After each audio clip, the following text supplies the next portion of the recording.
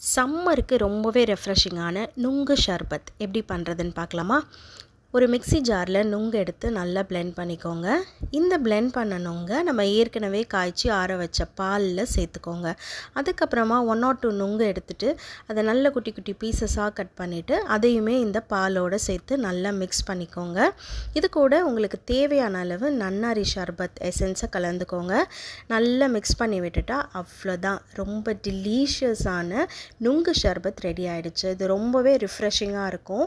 நுங்கு சீசன் வேறு இல்லையா, கண்டிப்பாக இந்த ரெசிப்பியை நீங்கள் ட்ரை பண்ணி பாருங்கள்.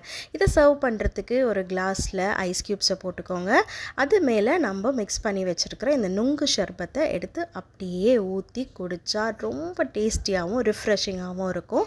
உங்களோட லவ்ட் ஒன்ஸ்க்கு இதை சர்வ் பண்ணுங்கள், என்ஜாய் பண்ணுங்கள். நெக்ஸ்ட் வீடியோவில் பார்க்கலாம். பாய்.